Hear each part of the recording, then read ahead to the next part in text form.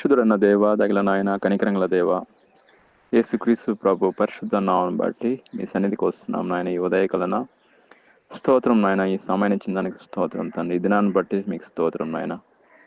ఎంతోమంది ఈ దినం చూడకుండా మరణించిన వాళ్ళు కూడా ఉన్నారు తండ్రి. కానీ మేమందరం కూడా క్షేమంగా ఉన్నామంటే కేవలం మీ కృప నాయన. ఎవరైతే ఏకీపిస్తున్నారో అందరిని జ్ఞాపకం చేసుకోండి నాయన. ప్రతి ఒక్కరిని దీవించండి, వాళ్ళ అక్కర్లన్నీ కూడా తీర్చండి, వాళ్ళ అవసరతలన్నీ కూడా తీర్చండి. ఏ అవసరం ఉన్నా ఎక్కడున్నా నజరేయుడైన యేసుక్రీస్తు నామమును బట్టి సహాయం చేయండి. ప్రత్యేకంగా ఈ సమయంలో ఎవరైతే ఎగ్జామ్స్కి సిద్ధపడుతున్నారో వాళ్ళ కొరకు నేను ప్రార్థన చేస్తున్నాం. సొలొమోనుకి ఇచ్చిన జ్ఞానాన్ని ప్రసాదించండి. వాళ్ళ ఎగ్జామ్స్ అన్నింటిలో కూడా ప్రభా సహాయం చేయండి. అయ్యా, మీ వాక్యం సెలవిస్తున్నది, జ్ఞానం కొదగని ఎడల అడగమన్నారు తండ్రి. పిల్లలందరి కొరకు మంచి జ్ఞానం కొరకు మేము ప్రార్థన చేస్తున్నాం. ఇంటర్మీడియట్ ఎగ్జామ్స్ రాస్తున్న వారి కొరకు ప్రార్థన చేస్తున్నాం.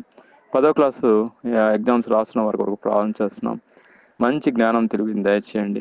ఎగ్జామ్స్ అన్నింటిలో కూడా పాస్ అవడానికి, మంచి మార్క్స్ రావడానికి కృప చూపించండి.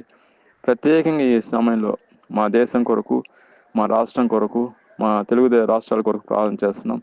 ప్రతి ఒక్కరిని ఆశ్రయించండి, దీవించండి, కాపాడండి, మీ కృపలో భద్రపరచండి. కోడితిన పిల్లల్ని ఏ విధంగా కాపాడదు అదేవిధంగా మీ కృప రక్షణ కృపణలో భద్రపరచమని, దీవించమని ప్రభుని యేసుక్రీస్తునామములో ప్రార్థన చేస్తున్నాం తండ్రి. ఆమేన్.